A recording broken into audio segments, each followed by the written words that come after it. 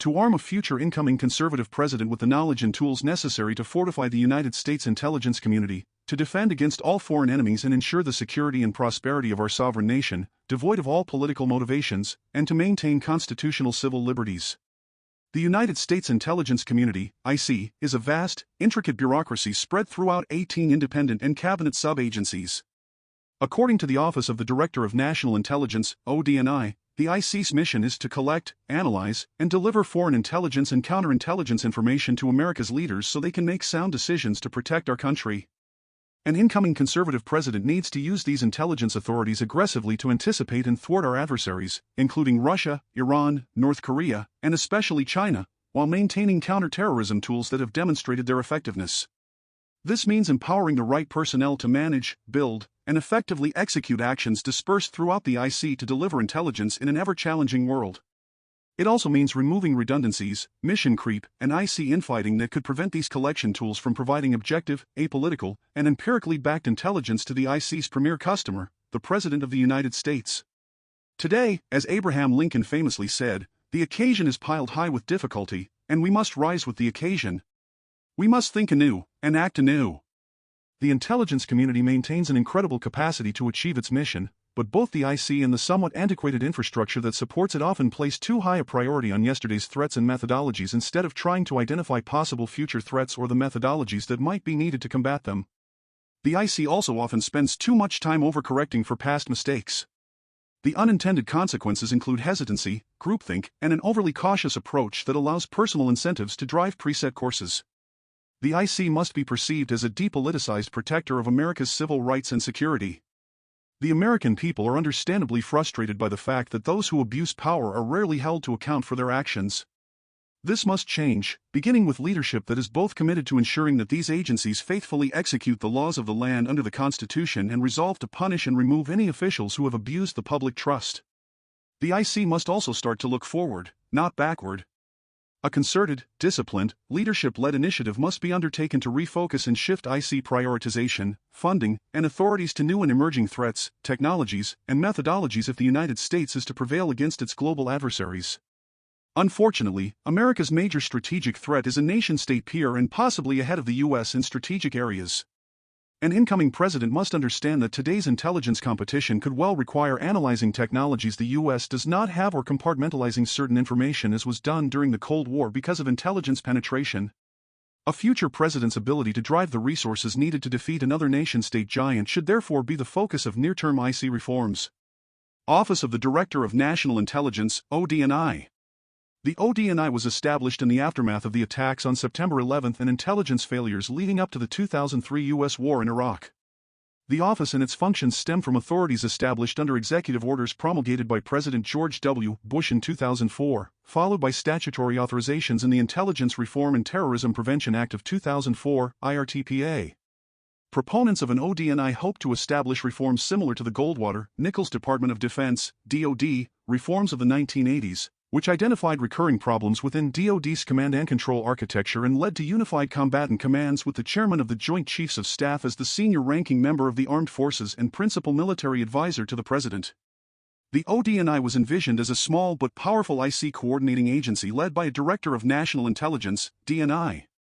As the president's principal intelligence advisor, the DNI would lead and provide oversight of the president's intelligence authorities while wielding a cudgel budget and appointment authorities to break institutional silos that had caused past intelligence integration failures. Originally envisioned by the 9/11 Commission as a strengthened, authoritative position, the final congressionally negotiated product signed by President Bush has led to ambiguous and vague authorities that are dependent on who is selected as DNI and Central Intelligence Agency, CIA, Director and their level of support from the White House and National Security Council, NSC. 9/11 Commission Executive Director Philip Zelikow warned in a 2004 hearing that creating a new agency lacking any existing institutional base would require authorities at least as strong as those we have proposed, or else it would create a bureaucratic fifth wheel that would make the present situation even worse. The ODNI has become that bureaucratic fifth wheel about which Zelikow warned. For example, under the Bush administration's initial legislative proposal, the CIA director would have been under the authority, direction, and control of the DNI and no longer the head of an autonomous agency. Additional mechanisms envisioned full budget authority for the DNI, including within DoD's intelligence components, as opposed to coordinating authority. Through arduous sausage-making and relatively quick negotiations, lawmakers produced statutorily vague authorities that traded away the DNI's ability to direct budgetary authority across the entire IC, including DoD, and left the CIA a subordinate but independent agency with duties to report to the DNI without explicit directing authority. These statutory developments were what led President Bush's first choice to serve as DNI, Robert Gates, to turn down the position. In discussions with the White House over the post, Gates noted that the legislation weakened the leadership of the community and that, instead of a stronger person, you ended up with a weaker person because the DNI had no troops and no additional powers really on the budget, hiring, and firing. Gates noted that success would require the president to make explicit publicly that the DNI is head of the intelligence community, not some budgeter or coordinator, and that the position's only prayer of success is for the president to say plainly how he sees the job. Without his explicit mandate, the endeavor is doomed to fail. One of the two DNIs confirmed by the Senate during the Trump administration, John Ratcliffe, acknowledged that Gates's theoretical concerns became the practical reality that he inherited. Prior DNIs were the head of the IC only on paper and were routinely accustomed to yielding IC actions and decisions to the preferences of the CIA and other agencies. My ability to begin reversing that capitulation was accomplished solely because President Trump made it repeatedly clear to the entire national security apparatus that he expected all intelligence matters to go through the DNI. To help further the legislative intent behind IRTPA, DNI Ratcliffe advised during the transition of incoming Biden DNI Avril Haines that the DNI should be the only cabinet-level intelligence official. While his recommendation was adopted and has corrected the previously allowed imbalance by making the DNI the only cabinet official and head of the IC at the table, the ODNI's effectiveness and direction leave much to be desired. A conservative president must decide how to empower an individual to oversee and manage the intelligence community effectively. To be successful, the DNI and ODNI must be able to lead the IC and implement the president's intelligence priorities. This includes being able to exercise both budget and personnel authority and being able to rely on timely, useful feedback from subordinate components of the IC, many of which are located within other cabinet agencies. The ODNI needs to direct, not replicate in-house, the other IC agencies' analytic, operational, and management functions. Considerations like mismanagement of human resources, joint duty assignments, and accelerated growth in senior personnel can cause a president to dictate to his incoming DNI a desire to slash redundant positions and expenditures while simultaneously giving the DNI the authority to drive necessary changes throughout the IC to deal with the nation's most compelling threats, including those emanating from China. As John Ratcliffe has noted, these are essential to the DNI having the abilities and authorities to effectively direct, coordinate, and tackle the immense national security challenges ahead for the intelligence community as intended under IRTPA. Otherwise, other cabinet and subordinate IC agencies will continue to regard the ODNI as an annoyance and not as a positive contributor to the National Intelligence Program, NIP, budget. They will continue to work around or circumvent ODNI leadership decisions with appropriators and the Office of Management and Budget, OMB, or seek to wait out an administration or DNI to prevent a policy or intelligence priority from reaching fruition. Intelligence and interagency coordination has improved significantly since 9/11. Nevertheless, interagency rivalries and festering issues continue to cause duplication of effort on intelligence analysis and technology purchases as well as overclassification and ever-increasing compartmentalization. Additional issues include the abuse of mandated onboarding approval and reciprocity timelines by some agencies, recruitment and retention failures, and a lack of will to remove underperforming or timely adjudicate the misconduct of senior managers and other employees. Finally, future IC leadership must address the widely promoted woke culture that has spread throughout the federal government with identity politics and social justice advocacy replacing such traditional American values as patriotism, colorblindness, and even workplace competence. Executive Order 12333. IRTPA was passed in the aftermath of the 9/11 attacks against the homeland. It was intended to improve the sharing of information among the elements of the IC, recognizing that the nature of the threats we now face blurs the lines between foreign and domestic intelligence in detecting and countering national security threats against the homeland. An equally important objective in passing the most significant intelligence reform since the National Security Act of 1947 was creation of the position of DNI, charged with assuming two of the three principal roles that formerly belonged to the Director of Central Intelligence, DCI serving as Principal Intelligence Advisor to the President and leading the IC as an enterprise. Nearly 2 decades later, the DNI's record of effectiveness in improving the sharing of information and operating the IC as an enterprise is mixed. Implementation of the DNI's roles as leader of the IC and Principal Intelligence Advisor to the President has been challenging. However, despite flaws in the legislation and intelligence agencies' bureaucratic jockeying that undermine the DNI, it is impossible to know what would emerge if Congress were to revisit the act. Seeking a legislative solution therefore might carry with it more risks than benefits.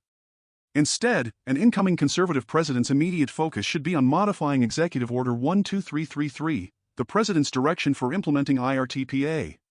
Executive Order 12333 was last amended on July 30, 2008, by President George W. Bush.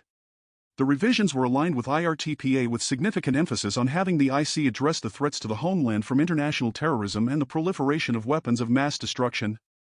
There is scant mention of cyber threats and the evolving national security challenges posed by China, Russia, and other U.S. adversaries. By extension, the revised order fell short of stipulating how the DNI would execute his authority to organize the IC in a manner that improves the delivery of timely intelligence to a wide array of customers. Executive Order 12333 should be amended to take account of the changing landscape of threats and improve the functional aspects of America's intelligence enterprise. To that end, a revised order should address the threats to the United States and its allies in cyberspace. These threats range from cyber warfare to information operations. The amended order should clearly delineate the roles and responsibilities of the various U.S. government cyber missions, including the recently created National Cyber Director's Office and Power Centers at the NSC, while protecting the privacy and civil liberties of U.S. citizens. Under the DNI's direction, the cyber mission should explicitly identify how information in the cyber domain will be shared promptly with the warfighters, from law enforcement agencies to the broader IC and state, local, and tribal elements. The order should consider stipulating what to do with DoD cyber agencies, most notably the NSA, in terms of strategic, for example, the President and the DNI, versus tactical support, for example, support for the warfighter, in conjunction with ongoing congressionally mandated reviews of the future dual-hatted relationship. Enhance the DNI's role in overseeing execution of the National Intelligence Program budget under the President's authority. This should be done in a manner that is consistent with Congress's intent as embodied in IRTPA. Under the executive order as written today, the DNI shall oversee and direct the implementation of the National Intelligence Program. In practice, the DNI's authority to oversee execution of the IC's budget remains constrained by an inability to address changing intelligence priorities and mandate the implementation of appropriated NIP funding to higher intelligence priorities. The DNI should have the President's direction to address emerging but catastrophic threats such as those posed by bioweapons. Clarifying how much budget authority the DNI has in conjunction, within the limits of congressional appropriations, with OMB and IC member cabinet officials to move around money and personnel is crucial, but positions will not always be fungible. It will probably be necessary to hold IC leadership accountable at intransigent agencies and to restructure areas through executive orders in close conjunction with OMB, as needed. Clarify the DNI's role as leader of the IC as an enterprise in building the IC's capabilities around its open source collection and analytic missions. The exponential growth in open source information, often called OSINT, is not disputed. In the IC, the use of publicly available information, notwithstanding the authorities within IRTPA for the DNI to manage OSINT, remains disaggregated. The explosion of private sector intelligence products and expertise should signal to IC leadership that duplicative efforts are unnecessary and that limited resources should be focused on problematic collection tasks. The IC should avoid duplication of what is already being done well in the private sector and focus instead on complex questions that cannot be answered by conventional and frequently increasing numbers of commercial tools and capabilities. If necessary, for lack of results from the National Open Source Committee, the DNI should appoint the Principal Deputy Director of National Intelligence, PDDNI, as chairman to prioritize and promote accountability for the IC's 18 agencies toward this effort. Prioritize security clearance reform. Security clearance reform has made significant progress under Trusted Workforce 2.0, a government-wide background investigation reform that was implemented beginning in 2018 with the goal of creating one system with reciprocity across organizations. This included allowing movement from periodic reinvestigations toward a continuous vetting (CV) program with automated records checks, adjudication of flags, the mitigation of personnel security situations before they become a larger problem, or the suspension or revocation of clearances. However, human resources onboarding operations in major agencies such as the CIA, FBI, and NSA remain to be resolved. As executive agent for security clearances, the DNI must require results from agencies that resist implementation, enforce the 48-hour reciprocity guidance, and target human resources operations that fail to attract and expediently onboard qualified personnel. Additional carrots and sticks from executive order reform language, including moving the Security Services Directorate from NCSC to ODNI with elevated status, may be necessary.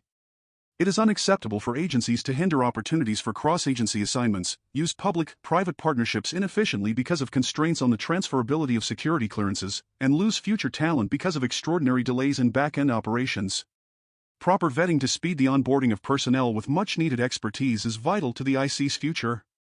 Ensure the D&I's authority. The D&I's authority should be similar to an orchestra conductor's.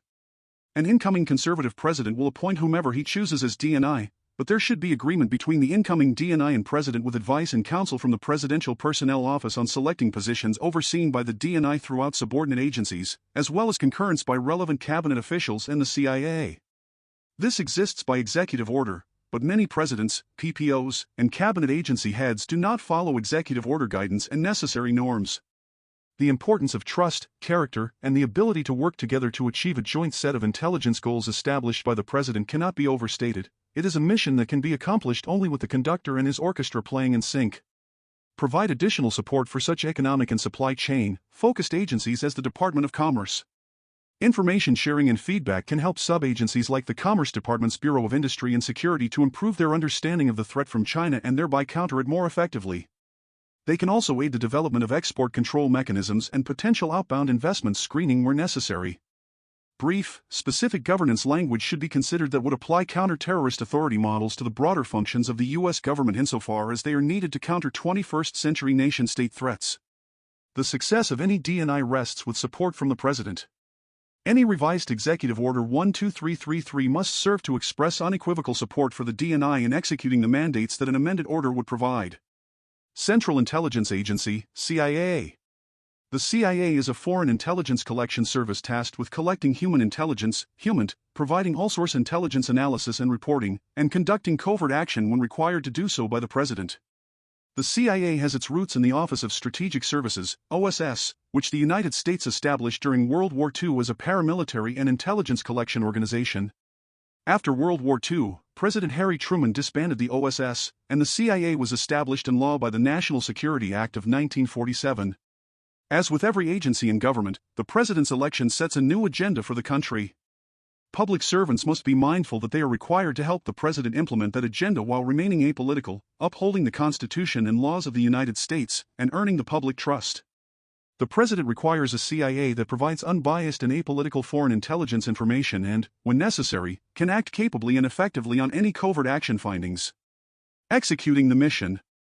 The CIA's success depends on firm direction from the president and solid internal CIA director, appointed leadership. Decisive senior leaders must commit to carrying out the president's agenda and be willing to take calculated risks. Therefore, the next president-elect and incoming Presidential Personnel Office should identify a director nominee who can foster a mission-driven culture by making necessary personnel and structural changes. The president-elect should choose a deputy director who, without needing Senate confirmation, can immediately begin to implement the president's agenda. This includes halting all current hiring to prevent the burrowing in of outgoing political personnel. Additional appointees should be placed within the agency as needed to assist the director in supervising its functioning. The director and deputy director should request briefings on all CIA activities and presence overseas, as well as any CIA-controlled access programs and existing covert action findings, without exception. The director and deputy director should meet with all directorates and mission centers, prioritizing those that are aligned most closely with the president's priorities and calibrating collection and operations based on the president's intelligence requirements. This includes any areas where the CIA might be conducting its own diplomacy parallel to official State Department policy. It must be clear that the CIA's liaison relationships overseas must follow and not contradict those set at the policy level by the President through the State Department. The other principal offices responsible for executing the CIA's mission include the Directorate of Operations, Directorate of Analysis, Directorate of Science and Technology, Directorate of Support, and Directorate of Digital Innovation. If senior leadership finds any program or operation to be inconsistent with the President's agenda, the director should immediately halt that program or operation. Reining in bureaucracy. The CIA's bureaucracy continues to grow. Because mid-level managers lack accountability, there are areas in which personnel are not responsive to any authority, including the President. The President should instruct the director to hire or promote new individuals to lead the various directorates and mission centers. This new crop of mid-level leaders should carry out clear directives from senior CIA leadership, which means more accountability and new ways of thinking to benefit the mission. In addition, the president should task the director with significantly broadening recruitment, expediting onboarding practices, and shifting resources away from headquarters, including terminal generalist GS-15s when OPM buyouts, forced rotations, or up-and-out personnel policies are set for particular positions. The CIA must find creative ways to align mission requirements with hiring needs, recruit diverse sets of individuals with unique backgrounds, and become more open to hiring private sector experts directly into senior positions. In addition, the director should break the cabal of bureaucrats in D.C. by permanently moving various directorates, such as support in science and technology, out of Virginia and possibly open campuses outside of D.C. where analysts and other experts could contribute virtually. Redirecting resources. Certain CIA employees and offices have focused on promoting divisive ideological or cultural agendas and fostering a damaging culture of risk aversion and complacency. As soon as possible, the director should divert resources from any activities that promote unnecessary and distracting social engineering. The director should implement changes in promotion criteria that reward individuals for creative thinking and quality of recruitments and products rather than numeric metrics or the achievement of benchmarks that are not essential to the mission. Not all careers in espionage are created equal, and the director should incentivize and reward applicants who are willing to accept high risks over those who are climbing the ranks simply by doing business as usual. The director should refocus the CIA to an OSS-like culture and mandate that all CIA employees acquire, as a condition of securing senior, GS-14+, rank, additional or enhanced language skills, technical or cyber expertise, or field training or serve in overseas assignments. Covert action. Covert action can be a valuable tool in helping further the president's foreign policy agenda if implemented in concert with other forms of government power. As codified in the U.S. Code, the term covert action means an activity or activities of the United States government to influence political, economic, or military conditions abroad, where it is intended that the role of the United States government will not be apparent or acknowledged publicly. The president initiates a covert action with a written finding that explains why such an action is necessary to support identifiable foreign policy objectives of the United States and is important to the national security of the United States.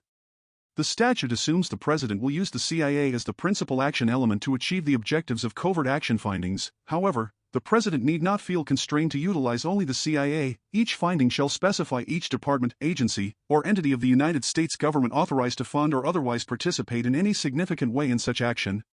For example, the Department of Defense maintains certain clandestine capabilities under Title X authorities that may resemble but far exceed in scale similar capabilities outside of DoD.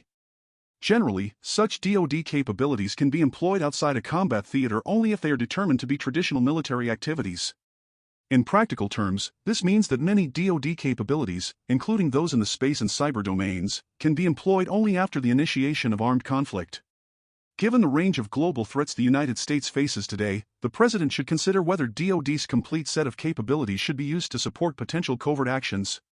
The problem, unfortunately, is that certain elements in the State Department, IC, and DoD trade on risk aversion or political bureaucracy to delay execution of the president's foreign policy goals. A future conservative president should therefore identify individuals on the transition team who are familiar with the implementation of covert action with a view to placing them in key NSC, CIA, ODNI, and DoD positions. These knowledgeable teams can assist in any review of current covert actions and, potentially, planning for new actions. Immediately after the inauguration, the president should task the NSC's Senior Director for Intelligence Programs with conducting a 60-day review of any current covert action findings, including their effectiveness, evaluating new covert actions that might be needed to implement the president's foreign policy goals, and reporting back to the president. Such an assessment should be conducted independently of the agencies responsible for the actions under review. As part of the review, the Senior Director for Intelligence Programs should identify which departments or agencies, such as the CIA or DoD, are best equipped to achieve the objectives set out in new and existing findings. After the 60-day review, the president should demand creative thinking and a clear strategy as to how covert action fits within the president's broader foreign policy strategy, to include possibly modifying or rescinding any current findings, drafting new findings, and streamlining or eliminating needless bureaucracy, particularly at state, to facilitate more expeditious decisions on tactical covert action. Careful thought should be given to the metrics by which the effectiveness of covert action programs will be measured to ensure the appropriate use of government resources and to guard against the possibility of covert action being used with little scrutiny in ways that are inconsistent with overt foreign policy goals. ODNI and CIA organizational recommendations. The ODNI and CIA operate under authority provided by the Central Intelligence Agency Act of 1949, which means they have greater latitude than the rest of the federal government with respect to the hiring and firing of personnel. Both organizations and other areas of the IC have struggled from a human resources and talent management standpoint to recruit, onboard, and maintain personnel in a timely fashion to fill the IC's ever-changing needs. At a time when the intelligence community needs significantly more personnel with the proper technical, language-capable, and diverse backgrounds, including applicants from elements of the business community, the incoming directors of both agencies need to make this effort a top priority. Past D&I's chiefs of staff and additional front office staff historically have come from outside the IC, commonly under a misconstrued staff reserve structure that is intended to avoid a Schedule C designation within the IC. The director should handpick qualified, properly cleared personnel for front office and managerial leadership positions, such as the D&I's chief of staff and heads of legislative affairs and strategic communications, to oversee those divisions with career IC staff reporting to them. The incoming D&I and CIA director should also consider changes in the Senior National Intelligence Service, SNIS/Senior Intelligence Services, SIS. Senior officers should be required to sign mobility agreements that allow OD&I and CIA leadership to move them within the IC every 2 years if necessary. Many qualified and distinguished senior officers serve throughout the IC, but some long-serving generalist officers no longer perform at a high capacity, are management-driven, do not serve the IC's changing needs, and limit junior officers' prospects for growth and advancement. An incoming administration should consider studying and implementing additional requirements as a condition for promotion to GS-15/SNIS/SIS and explore concepts such as up and out beginning at the GS-14-15 levels and above for some fields. The IC should evaluate areas of bloat and underperforming cadre and work with OPM on authority for voluntary separation buyouts. Allowing OD&I and CIA leadership to shrink size and reduce duplication of effort while promoting healthy turnover within their senior ranks would encourage new ideas and perspectives from mid-career officers and, potentially, from employees hired from outside their agencies. The OD&I and CIA should maximize their direct hire and incentive-building authorities to bring in talented and properly cleared individuals to serve in positions requiring technical, language, and cyber expertise. Finally, the human resources and talent management systems for onboarding purposes at the OD&I, CIA, and some other elements of the IC are fundamentally broken. For example, according to current CIA Director William Burns, it recently took more than 600 days, on average, for a CIA applicant to receive his or her necessary security clearance. Although security clearance procedures have been somewhat improved in recent years and Burns has committed CIA to reducing that to no more than 180 days, degradation in other areas of the process has limited the IC's capacity to attract qualified and needed expertise. Preventing the abuse of intelligence for partisan purposes. The intelligence function must be protected from bottom-up and top-down politicization if it is to play its proper role in our national security decision-making process. Unfortunately, both types of politicization have occurred recently to the detriment of the intelligence community's reputation and credibility. More importantly, the politicization of intelligence risks contributing to policy failures, as we saw with the Iraq War, or even undermining our democratic system here at home. In particular, the IC must restore confidence in its political neutrality to rectify the damage done by the actions of former IC leaders and personnel regarding the claims of Trump-Russia collusion following the 2016 election and the suppression of the Hunter Biden laptop investigation and media revelations of its existence during the 2020 election. But the problem is not confined to the executive branch struggle between the IC and policymakers, it also relates to the IC's relationship with Congress as evinced by D&I James Clapper's failure to answer honestly in response to congressional questions about government surveillance programs. The OD&I and CIA are undergoing a crisis of confidence based on several factors. First, President Barack Obama's CIA director, John Brennan, gravely damaged the CIA by minimizing the Directorate of Operations and exploiting intelligence analysis as a political weapon after he left office. Brennan's role in the letter signed by 51 former intelligence officials before the 2020 election is unclear, but in dismissing the Hunter Biden laptop as Russian disinformation, the CIA was discredited, and the shocking extent of politicization among some former IC officials was revealed.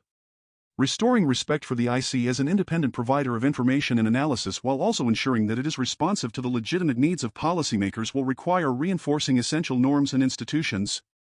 However, we should also recognize that achieving the perfect balance that avoids the pathologies of too much distance or too much closeness and responsiveness to policymakers is not only difficult, but probably impossible. Thus, given the very nature of the business and the political process, much will depend on the promotion of certain norms or virtues on both sides of the principal-agent relationship.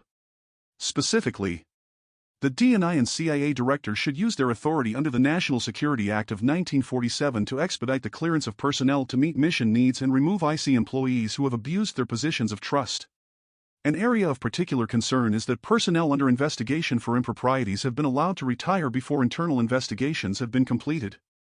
Directors of both agencies must instill further confidence in their workforces, Congress, and the American people that they can and will deal effectively with personnel that fail to live up to their oath to the Constitution, adhere to ethical and moral standards as expected by America's taxpayers, and faithfully execute the law. The President should direct the DNI and the Attorney General, by direction of the respective Inspectors General and IC Analytic Ombudsman, to conduct a further audit of all IC equities of past politicization and abuses of intelligence information. For example, a recent IC Ombudsman analysis during the 2020 election cycle noted, if our political leaders in the White House and Congress believe we are withholding intelligence because of organizational turf wars or political considerations, the legitimacy of the intelligence community's work is lost. The President should immediately revoke the security clearances of any former directors, deputy directors, or other senior intelligence officials who discuss their work in the press or on social media without prior clearance from the current director. IC agencies, including the CIA, should minimize their public presence and vigorously investigate any and all leaks of information, classified or otherwise. The ODNI and CIA should fire or refer for prosecution any employee who is suspected of leaking information, and penalties should include the removal of pension benefits for those who are found guilty. Additional tools are needed to prevent leaked intelligence from being used as a weapon in policy debates by IC leaders or decision-makers in the executive branch or Congress.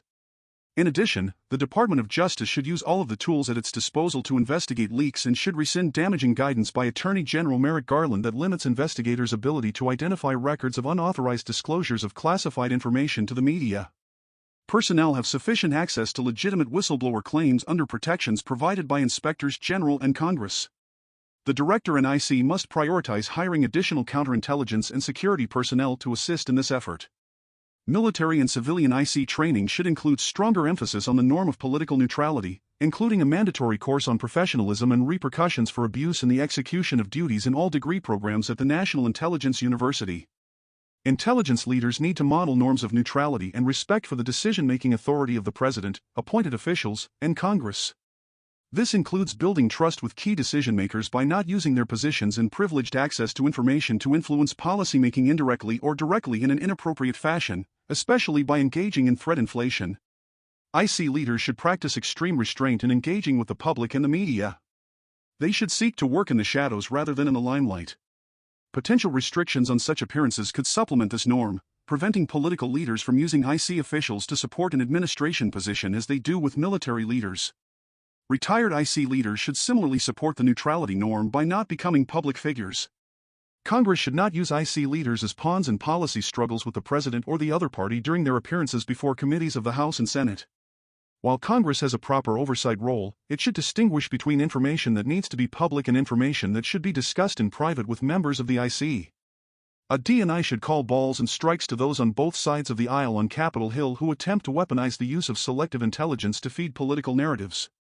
Political leaders should avoid manipulation by appointment, a practice by which intelligence leaders are selected for their policy views or political loyalties instead of their skilled expertise. Presidents should also avoid public rebukes and pressure from the intelligence profession, which can include intimidation and bullying, to shape IC analysis. This will be easier if IC leaders live by the norms of neutrality and thus are not seen as political actors, for whom political responses are deemed necessary. Intelligence leaders and professionals should never cook the books for presidents or change or shape their analysis to preserve access or status. Foreign Intelligence Surveillance Act, FISA. A future president should understand the importance of FISA while also seeking reforms and accountability for any abuses of its authorities. When discussing FISA and what changes may need to be made, it is important to note and recognize that there are stark differences among the individual FISA authorities. Section 702 of FISA, for example, allows the IC to target foreign terrorists, spies, cyber hackers, and other bad actors, but only if they are non-US persons, when their communications pass through the United States. While this authority may lapse if Congress does not resolve the issue by the end of 2023, Section 702 should be understood as an essential tool in the fight against terrorism, malicious cyber actors, and Chinese espionage. These are two major national security priorities for an incoming president, and it is imperative that the need to use properly maintained and accountable authorities to counter these challenges be recognized. Section 702 is a vital program that often provides the lion's share of intelligence used in the President's Daily Brief, PDB. An independent review by the Privacy and Civil Liberties Oversight Board, PCLOB, found that it was not abused. Nevertheless, Congress should review the CLOB's upcoming 2023 report to help it determine whether any reforms or codification of recent administrative changes in visa processes are needed. Other authorities in Title I and Title III, often referred to as traditional visa, have elicited valid concerns about the politicization of intelligence collection authority in recent years. When seeking surveillance of Trump campaign advisor Carter Page, for example, the FBI and the Department of Justice concealed vital information from a specialized court and submitted applications that were riddled with errors. An incoming conservative president should consider reforms designed to prevent future partisan abuses of national security authority. A package of strong provisions to protect against such partisanship might include stiffer penalties and mandatory investigations when intelligence leaks are aimed at domestic political targets, tighter controls on otherwise lawful intercepts that also collect the communications of domestic political figures, an express prohibition on politically motivated use of intelligence authorities, and reforms to improve the accountability of the Justice Department and the Foreign Intelligence Surveillance Court. To keep intelligence credentials from being used for partisan purposes, former high-ranking intelligence officials who retain a clearance should remain subject to the Hatch Act after they leave government to deter them from tying their political stance or activism to their continuing privilege of access to classified government information. The IC should be prohibited from monitoring so-called domestic disinformation. Such activity can easily slip into suppression of an opposition party's speech, is corrosive of First Amendment protections, and raises questions about impartiality when the IC chooses not to act. China-focused changes, reforms, and resources. The term whole of government is all too frequently overused, but in responding to the generational threat posed by the Chinese Communist Party, that is exactly the approach that our national security apparatus should adopt. CIA Director William Burns has formally established a China Mission Center focused on these efforts, but it can be successful only if it is given the necessary personnel, cross-community collaboration, and resources. That is uncertain at this point, and just how seriously the organization is taking the staffing of the center is unclear. A critical strategic question for an incoming administration and IC leaders will be, how, when, and with whom do we share our classified intelligence? Understanding when to pass things to liaisons and for what purpose will be vital to outmaneuvering China in the intelligence sphere. Questions for a president will include: what is our overarching conception of the adversarial relationship and competition? How does intelligence sharing fit into that conception? Some members of Congress have said that intelligence relationships such as the Five Eyes should be expanded to include other allies in the Asia-Pacific in, for example, a Nine Eyes framework. This fails to take into account the fact that any blanket expansion would necessarily involve protecting the sources and methods of a larger and quite possibly more diverse group of member countries that might or might not have congruent interests. That being said, however, a future conservative president should consider what resources and information-sharing relationships could be included in an ad hoc or quasi-formal intelligence expansion, for example, with the Quad, among nations trying to counter the threat from China. Significant technology, language skills, and financial intelligence resources are needed to counter China's capabilities. The IC was caught flat-footed by the recent discovery of China's successful test of a nuclear-capable hypersonic missile. No longer can America's information and technological dominance be assumed. China's gains and intense focus on emerging technologies have taken it in some areas from being a near-peer competitor to probably being ahead of the United States. China's centralized government allocates endless resources, sometimes inefficiently, to its strategic Made in China 2025 and military apparatuses, which combine government, military, and private sector activities on quantum information sciences and technologies, artificial intelligence, AI, machine learning, biotechnologies, and advanced robotics. The IC must do more than understand these advancements, it must rally non-government and allied partners and inspire unified action to counter them. In addition, to combat China's economic espionage, authorities and loopholes in the Foreign Agents Registration Act, FARA, will have to be examined and addressed in conjunction with the Attorney General. Many issues within the broader government can be tied back to a more general congressional understanding of the threat due to the compartmentalization of committee jurisdictions and the responsibilities of executive agencies to brief on the nature of the threat. Broader committee jurisdiction should receive additional intelligence from IC agencies as necessary to inform China's unique and more comprehensive threat across layers of the U.S. government bureaucracy and economy. Former DNI John Ratcliffe increased the intelligence budget as it related to China by 20%. When people ask me why I did that, he explained in an interview, I say, because no one would let me increase it by 40%. I had an $85 billion combined annual budget for both the National Intelligence Program and Military Intelligence Program. My perspective was, whatever we're spending on countering China, it isn't enough. From an intelligence standpoint, the need to understand Chinese motivations, capabilities, and intent will be of paramount importance to a future conservative president. It is therefore also of paramount importance that the whole of government be rowing together. National Counterintelligence and Security Center, NCSC. The Senate Select Committee on Intelligence, SSCI, has taken a keen interest in possibly updating the codified language underpinning much of the nation's counterintelligence apparatus. Spy versus spy threats continue to exist, but the rise of China and, to an extent, Russia's machinations move beyond the governmental sphere to technological, economic, supply chain, cyber, academic, state, and local espionage threats at a level our country has never seen. The asymmetric threat includes cyber, non-traditional collection, and issues involving legitimate businesses serving as collection platforms. Barring statutory changes that could occur before 2025, a future conservative president should further empower and resource the IC by executive order or through suggested changes in the Counterintelligence Enhancement Act, CEA, of 2002.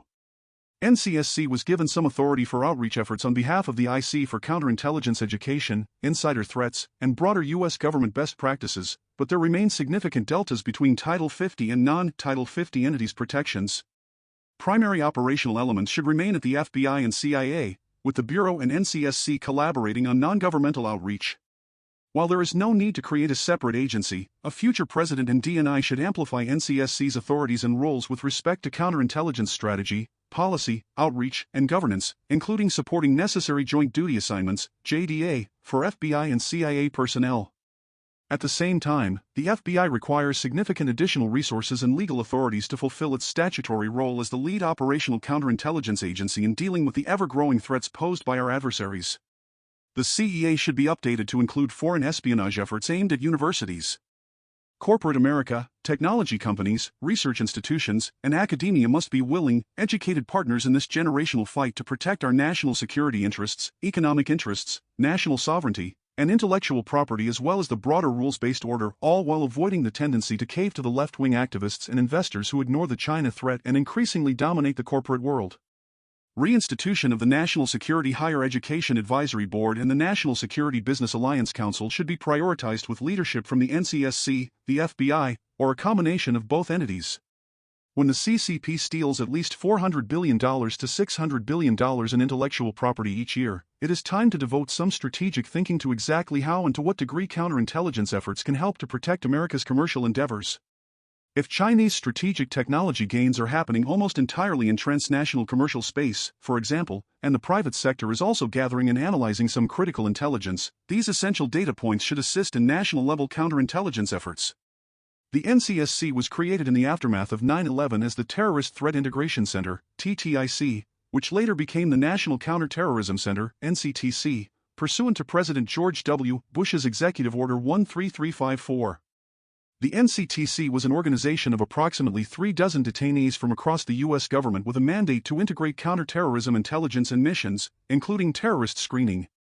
Eventually, in November 2014, the Director of National Intelligence, DNI, established NCSC by combining the Office of the National Counterintelligence Executive with the Center for Security Evaluation, the Special Security Center, and the National Insider Threat Task Force to effectively integrate and align counterintelligence and security mission areas under a single organizational construct. The Director of NCSC serves in support of the DNI's role as Security Executive Agent, SECEA, to develop, implement, oversee, and integrate personnel security initiatives throughout the U.S. government. NCSC has added value in such areas as fusing cross-community intelligence for terrorism watchlisting purposes and improving information sharing while carrying roughly half of the overall cadre for the ODNI. An incoming administration should focus NCTC on integrative tasks, many of which cannot be carried out elsewhere in the IC, but should not use personnel and resources for redundant analyses that duplicate the work of such other IC entities as the FBI and CIA. Additional areas for reform. Analytical integrity. The tradecraft of intelligence analysis is mostly a collection of lessons learned over decades about what works and does not work in a profession whose high-stakes work is performed by thousands but that also bears little outside scrutiny and provides few metrics by which to gauge success or failure on a regular basis. These lessons have accumulated from the perceived misuse of intelligence by consumers, as was the case with respect to war-related assessments in the Johnson and Bush administrations. Failures such as the failures to warn of the collapse of the Soviet Union and the specific threat of 9/11. Successes in piecing together tactical and often technical puzzles such as estimates of Iranian nuclear program maturation, and strategic victories such as anticipating critical geopolitical developments that have been years in the making. Historically, this tradecraft has been passed on in the form of unwritten rules learned on the job and in agency-specific training classes, but increasingly since the intelligence reforms of 2004, they have been codified IC-wide under the direction of the Deputy Director of National Intelligence for Mission Integration. A RAND study of U.S. intelligence tradecraft notes that the vast majority of intelligence analysts reside outside the Central Intelligence Agency and do work that is tactical, operational, and current. The study goes on to note that the Defense Intelligence Agency, DIA, has as many analysts as the CIA has and that the National Security Agency, NSA, has several times as many analysts, as does the National Geospatial Intelligence Agency, NGA, indicating both the breadth of the IC's technical collection and its emphasis both on developing analysts who can interpret secret human or technical intelligence in quick turnaround pieces and on countering tactical, asymmetric threats like terrorism. During the Cold War, however, there was a more balanced analytic focus with greater emphasis on strategic intelligence issues as a means of outcompeting the Soviet Union. This kind of analysis deals not only in secrets, but also in mysteries, making well-founded but ultimately unknowable predictions about future actions by a competitor or adversary. The tradecraft necessary to succeed in strategic analysis requires substantial regional and topical expertise developed over the years to supplement experience in the daily collection and understanding of secrets. Institutionally, it also requires that agencies' analytic processes be open to discussion, debate, and dissent because analysts must work together to describe a probable range of future outcomes and warn about improving current threats rather than using the collection to solve a single puzzle with a definitive answer. Regarding its mission to follow longer-term issues, the IC is falling short in resourcing and in openness to dissenting opinions, which, if taken seriously, can help responsible officials respond more effectively to threats and threat actors. The IC Analytic Ombudsman has expressed concern that hyperpartisanship has threatened to undermine the foundations of our republic, penetrating even into the intelligence community. For example, the Ombudsman noted in a report on the IC's handling of election threat analysis in 2020 that, in his view, CIA officials had deliberately downplayed dissenting views and coordination comments expressed by experts at the National Intelligence Council and elsewhere who felt there was evidence of Beijing's intent to exert at least some influence on the 2020 election as opposed to the consensus view that Beijing did not interfere in U.S. elections. Senior CIA analysts and leaders made it difficult to have a healthy analytic conversation in a confrontational environment while violating multiple official IC tradecraft standards. By not allowing dissents or considering alternatives, the CIA exercised undue influence on intelligence. Subsequent exposure of China-linked online influence and the FBI's warnings about continued efforts through the 2022 midterms highlight the folly of undue certainty without consideration of alternatives. On election influence and other controversial issues, such as the origin of COVID-19, analysts at the most powerful intelligence agencies have increasingly tended to use the leeway they have been given to insert their political views into their work in order to influence, if possibly even control, the analytic process. They do this in ways that attempt to squash dissent and impair the creation of a culture in which entrenched views are challenged and unpopular analytical lines can survive or not according to their merits. To help the United States and its leaders to outcompete China across multifaceted societal, economic, military, and technological threats, the IC's capability to conduct strategic intelligence analysis that is relevant to policymakers on both parties must be rebuilt and strengthened. Because Beijing may be a peer or even exceed U.S. capabilities in some areas, the post-9/11 analytic focus on quick turnaround secrets is not good enough. Strategic planning informed by intelligence must take place for the United States to stay ahead of whatever new threats China may pose. An incoming conservative president will have the opportunity to signal the demand for such strategic products and prioritize their production through communications to intelligence leaders and formal mechanisms such as shifting priorities within the National Intelligence Priority Framework and structuring the president's daily brief. The incoming DNI should also emphasize implementing the recommendations in the Ombudsman's report, especially regarding objectivity, the inclusion of dissenting viewpoints, and more serious efforts to hold senior leaders accountable for back-channel attempts to change or suppress analytic views. Accounting for the long history of intelligence failures and surprises, an incoming conservative president must appreciate the ambiguity, complexity, limits, and assumptions inherent in intelligence assessments. Intelligence often deals with the human dimension in complex decision systems within a foreign country or organization, and this makes consistently accurate predictions difficult if not impossible to develop. Seeing something and understanding what you are seeing are two different things, so a president should consistently and patiently press the IC about its potential biases, assumptions, methodology, and sourcing. With regard to election threat analysis and politically controversial topics, agency leaders should take seriously the Ombudsman's admonition that we need to maintain tradecraft standards across all countries and topics by ensuring that equitable standards apply across all foreign threat actors. Analysis should be put forward without regard to the domestic political ramifications of intelligence conclusions. Obligation to share and real-time auditing capability. The federal government has made admirable progress in recent years by being more forward-leaning in sharing cyber threat intelligence with private sector partners and the public, emphasizing that the protective nature of such information is of value only if put into the right hands at the right time. Since critical infrastructure and services are overwhelmingly owned, managed, and defended by the private sector in the United States, there has been an increasing emphasis on declassifying intelligence and sharing actionable information with private sector partners, often through industry-specific information sharing and analysis centers, ISACs. Regional meetings of government and private sector experts called InfraGard, run by the FBI, direct public notification from the Department of Homeland Security, the FBI, and, increasingly, the NSA, and more discreet one-on-one engagements led by the collecting agencies. These programs properly recognize the private sector's role in providing cybersecurity for Americans. In practice, however, the intelligence shared by the U.S. government through these venues is too often already known or no longer relevant by the time it makes its way through the downgrade process for sharing. In addition, government-shared information often needs to take advantage of the opportunity to provide contexts, such as attribution, trends, and size of the observed cyber problem. As warranted, additional context should be provided to the private sector as a matter of routine. To continue improving the U.S. government's ability to defend the country's most vital networks, the IC must adopt an obligation to share policy process, including the capacity for right-to-release intelligence products whereby newly discovered technical indicators, targeting, and other intelligence relevant to cyber defense are automatically provided either to the public or to targeted entities within 48 hours of their collection, which is how counterterrorism intelligence has been managed for years when it comes to a duty to warn. Under this policy, agency heads should still have the flexibility to withhold intelligence for operational or counterintelligence reasons but would need to report regularly to Congress on the number of and justification for exceptions.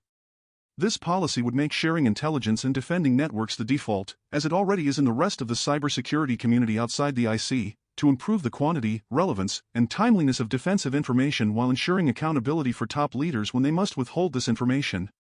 One of the most significant challenges within the IC is presented by the need to share information promptly among the 18 elements of the intelligence enterprise.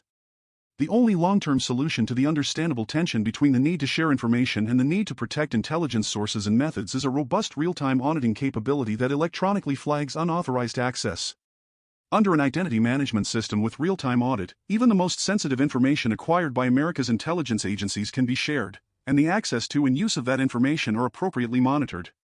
Establishing a real-time auditing capability is essential to decreasing the risk for the heads of intelligence agencies in meeting their statutory requirements to ensure that they protect sources and methods associated with the classified information their agencies collect. Overclassification. There is broad consensus across the U.S. government and among stakeholders that the system for classifying, declassifying, and otherwise marking and handling sensitive information is at a crossroads. Exorbitant amounts of classified data are created daily, and agency personnel often mistakenly choose classification as the default selection to ensure national security. At the same time, the effectiveness of downgraded and carefully declassified information to support foreign policy efforts has been borne out in, for example, alerting the broader world of Russia's buildup and likely plans for its invasion of Ukraine. Two executive orders principally govern how the U.S. government handles classified and Executive Order 13526, Classified National Security Information, issued in 2009, prescribes the classification levels and procedures for declassification.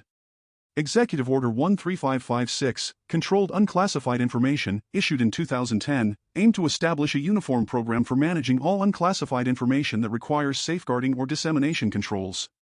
The current system for declassifying classified national security information, CNSI, is extraordinarily analog, requiring experts' review of individual records.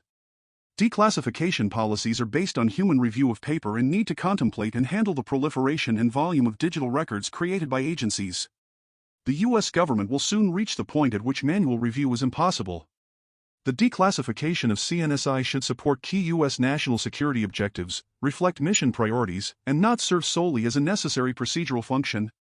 Reforms should include tighter definitions and greater specificity for categories of information requiring protection, more stringent policies to effect significant reductions in the number of original classification authorities, OCAs, stricter accountability measures at the OCA level and more detailed security classification guides. Enhanced metrics for accuracy of classification. A general simplification of the overall system for the benefit of users. On the back end, an OD&I run declassification process that is faster, nimbler, default to automated, and larger scale should be a priority. Additionally, investments in IT are required to deal with the growing volumes of CNSI collected and produced in the digital age, along with many years' worth of existing analog and digital holdings that could provide valuable historical insights. An incoming administration needs to explore options to prioritize funding for innovation in declassification management, for example, by establishing a budget line item specifically for the modernization of declassification or designating funding for program classification management as a special interest item. The administration will also need to transition to using technology, including tools and services for managing big data, which provide a robust electronic record repository, making information within and across agencies easier to organize and locate and facilitating more rapid review and release capabilities for records of emerging interest, artificial intelligence/machine learning, which, when incorporated into existing business practices, enables machine interpretation of unstructured text and data, applies decision support technology to enable more consistent classification decisions, and expedites reviews between agencies, and expansion of commercial cloud services, which facilitate the rapid testing and deployment of new tools and technologies. However, technology is not a panacea. Human expertise in information holdings and routine validation of the technology will always be necessary. With or without machine assistance, agencies will require more people and more varied skill sets to improve their ability to meet the electronic records era's classification and declassification demands and serve an incoming administration's goals. Broader U.S. government and IC intelligence needs. Increasingly, conflicts among U.S. adversaries such as China, Russia, Iran, and North Korea are conducted in the realms of technology and finance.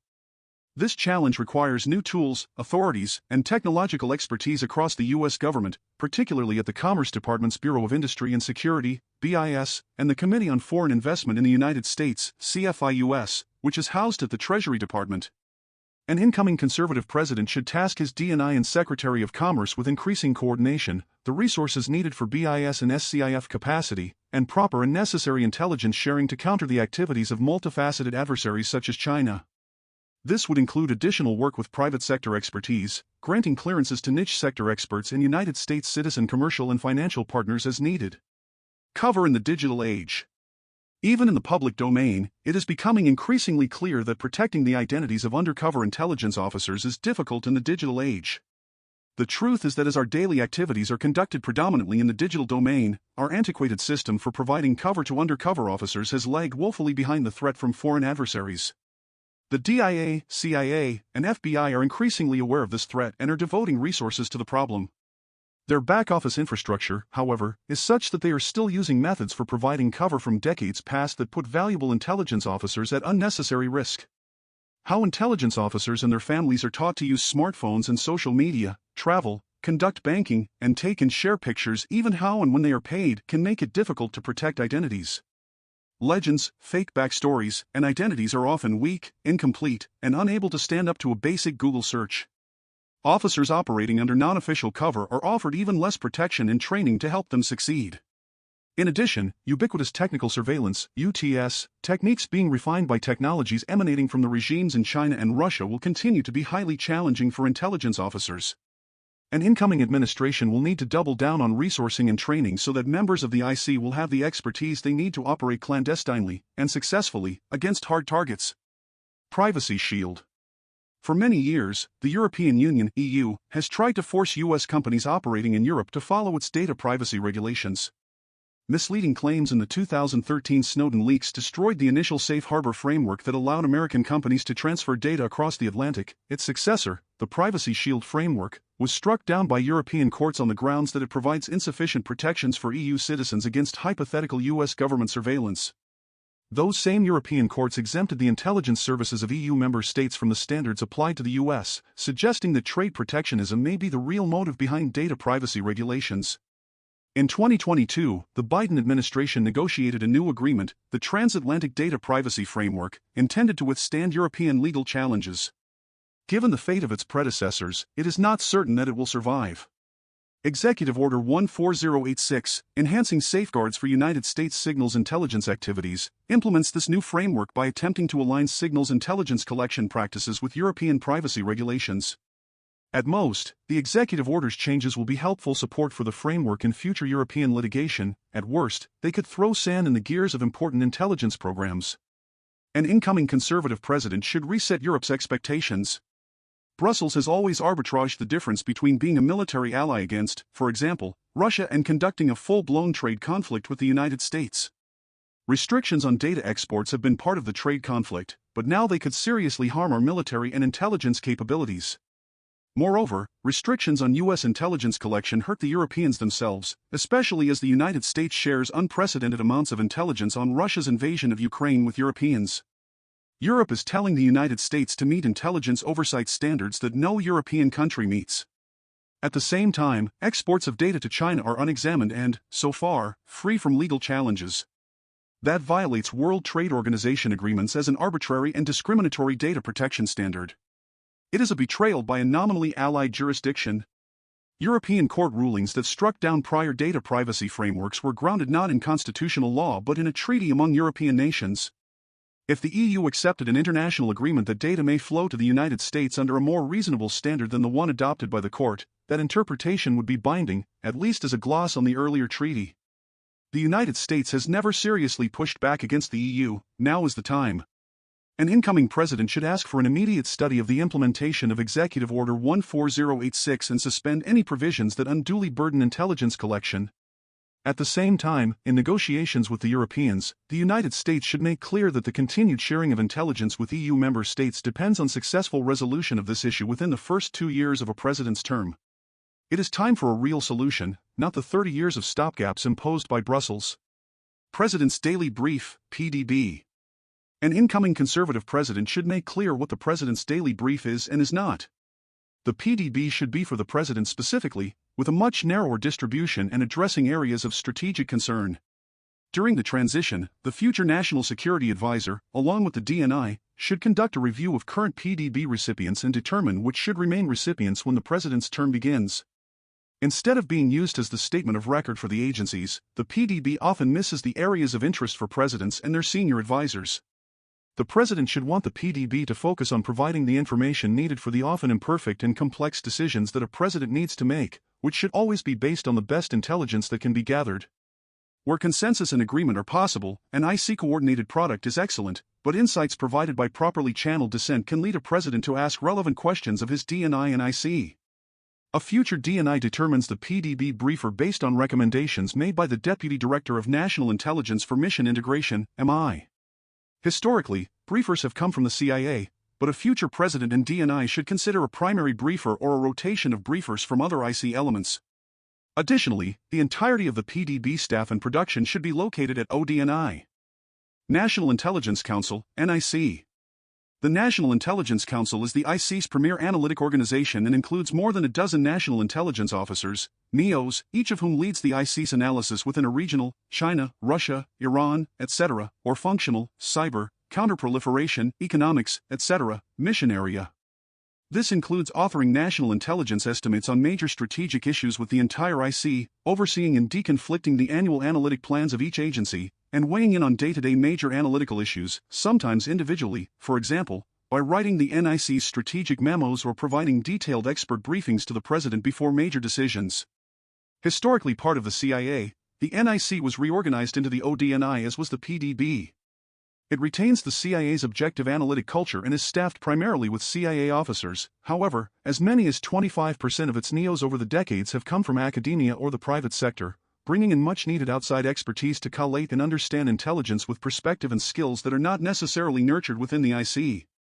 In recent years, there has been a greater emphasis on encouraging officers from other agencies, particularly the DIA, NSA, and FBI, to serve as NEOs or as their deputies. To encourage greater analytic independence and debate, the incoming administration should require that non-CIA officers comprise at least 50% of the NIC's membership and that the first among equals NIC chairman is an outsider from one of the 3 major IC agencies with reporting responsibility to the PDDNI. Opening these senior analytic roles to the best analysts regardless of agency would also encourage the continued maturation of analytic cadres and tradecraft at those agencies and give them an equal voice in interagency analytical disputes, which in turn would give the president access to the best thinking in a variety of sources and perspectives from across the entire IC rather than from the CIA alone. IC Chief Information Officer. The Intelligence Community Chief Information Officer, ICCIO, directs and oversees all aspects of the classified IT budget for all of the IC's 18 elements. As the D&I's principal advisor for technology, the ICCIO must be well-versed in technology, acquisitions, operations, and interagency cooperation to advance our technical prowess and simultaneously direct a bureaucracy that, left unchecked, will serve each element's own preferences. To ensure that procured and implemented technology and policy reflect the administration's agenda, the ICCIO must have the support of the D&I and possess the ability to command cooperation between and promote interoperability across IC members. Because of the unique responsibilities entrusted to this position, incumbency has seesawed between political appointees and career civilians. Due to its congressionally capped salary, the position is often filled by an SES-level member administratively detailed to support the D&I. At times, the ICCIO is incorrectly referred to as the OD&I-CIO. By law, and to secure unbiased execution across all of the IC's 18 elements, the same individual may not serve as ICCIO and OD&I-CIO. They are two distinct positions. Critical areas in IC-IT portfolio priorities for the ICCIO include but are not limited to transparent accounting and allocation of IT investments across the IC, including commercial cloud computing and storage, C2E. Recognized and uniform security access for people, systems, and capabilities to enable interoperability across IC elements. 5G per 6G data transmission and network interoperability, which is vital to IC element operations. Artificial intelligence and machine learning. Quantum cryptography and post-quantum encryption, PQE, and cybersecurity infrastructure where Biden administration changes have realigned and reassigned management oversight and IT architecture responsibilities to NSA and DHS/CISA, conflicting with ICCIO delineated roles. An incoming administration should appoint the ICCIO as a primary member of the D&I staff along with the OD&I General Counsel, IC Chief Financial Officer, and OD&I Chief Operating Officer. The president-elect should require immediate reviews of the progress in implementing post-quantum encryption at a minimum for IC and defense systems but preferably throughout the government. The president's national security memorandum specifying the goal of mitigating as much of the quantum risk as is feasible by 2035 needs to be revised in light of the magnitude of the threat. Accounting for the investment that will be needed to secure IT systems for national security should be a top priority. OD&I, CIA, and IC technology issues. In recent years, the IC has had a mandate from multiple administrations to advance technology needs for intelligence, needs that have seen massive changes as a result of such threats as China's advancements in technology and data infrastructure. Many of the projects coming out of OD&I and CIA's Science and Technology Directorate, S&T, focus on expensive, AI-driven open-source work, but there is likely duplication of effort in areas where the private sector and entrepreneurs are already making progress. The Intelligence Advanced Research Projects Activity, IARPA, and S&T should focus primarily on challenging technology problems. Avoiding duplication of what is already being done well in the private sector in such areas as practical defense, cyber intelligence, and artificial intelligence research would help to focus the agencies on the complex shadow tasks at hand while simultaneously freeing limited resources for advancement in other areas. President's Intelligence Advisory Board and PIAB Intelligence Oversight Board. The President's Intelligence Advisory Board, PIAB, is charged with providing the President with an independent source of advice on the IC's effectiveness while offering insights into the IC's future plans. The board is meant to have access to all information needed to perform its functions and to have direct access to the President. The Intelligence Oversight Board is a standing committee within the PIAB. These entities should be tasked with giving independent, informed advice and opinion concerning major matters of national security focused on long-term, enduring issues central to advancing and protecting American interests. This should include taking a broader, deeper look at critical trends, developments, and their implications for U.S. national and economic security relying on unclassified and open-source information. The importance of space. With China developing increasingly capable space and counter-space technologies and Russia taking more aggressive action in space, space has emerged as the latest war-fighting domain. In response, the D&I created the Office of the Space Executive, OSX, in 2018 as an experiment to promote greater integration of IC space activities without incurring excessive overhead. The D&I mandated greater collaboration across the enterprise without adding personnel, altering authorities, and increasing budgets. the space executive's design reflects the original design principles of the ODNI. The ODNI was explicitly not designed to be a departmental headquarters with command and control of the 18 agencies' vast bureaucracies. Rather, it was designed to be small and lightweight with a mission to coordinate and integrate the critical activities of the IC's 18 agencies without creating new bureaucracy. That goal should remain in force, and calls by outside entities or Congress to add new centers and layers should be rejected. The Office of the Space Executive has been recognized as an effective governance model and has spawned similar efforts, including the Election Threats Executive, Economic and Threat Finance Executive, and Cyber Executive. With this in mind, the following initiatives should be pursued. Expand collaboration with partners. For too many decades, the IC and DoD have acquired and operated satellites independently. To improve their ability to meet the threat posed by China and Russia, the IC and DoD should 1. Explore new methods for better integrating our space assets. 2. Examine the possibility of joint programs, and 3. Fully utilize unique Title 10 and Title 50 authorities to execute space defense and offense strategies jointly.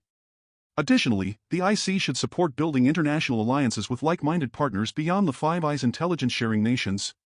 Increasingly, potential allied nations and their commercial companies are developing innovative space capabilities to augment and strengthen the U.S. space defense and intelligence posture. Refocus space-related intelligence collection. The IC has developed a space threats collection posture predicated on 3 assumptions. 1. The best information on developing space threats comes from collection against the adversary's military institutions on Earth. 2. There should be a clear dividing line between DoD's intelligence activities and the IC's, and 3. Only government-developed exquisite capabilities can inform threat analysis and decision-making effectively. Developments by our adversaries and the emergence of a vibrant commercial space marketplace over the past decade have rendered all 3 assumptions false and even dangerous. The IC must therefore refocus and invest in methods that will enable it to characterize accurately the threats that already exist in space, not just on the ground, break down barriers to information sharing and collaboration with the DoD, and embrace commercially derived capabilities that can be adapted to a national security mission, all while emphasizing the need to protect critical supply chains and the cybersecurity needs that result from an increasingly government, commercial low Earth orbit. Our nation's economic and national security depends on being able to advance America's leadership position in space, which is eroding in the face of increasing threats from adversaries and our own inaction. An unfinished experiment. The intelligence community, including specifically the role of the DNI and ODNI, is an unfinished experiment. The envisioned design principle was a conservative one, a small, network-centric model for enterprise coordination as opposed to a large monolithic bureaucracy like DHS. The ODNI, however, has reverted in some ways to a bureaucratic and hierarchical model characterized by limited effectiveness. Historically, the CIA has undercut the DNI and maintains primacy in the IC hierarchy, especially regarding the White House. An incoming conservative president can right the ship and return the IC governance model to first principles by using a limited but empowered leadership and coordination designed to serve the nation's intelligence and national security needs while reclaiming the public trust with fiscal responsibility, political neutrality, personnel accountability, technological prowess, and necessary human capital needed to counter the immense nation-state and asymmetrical threats facing our country.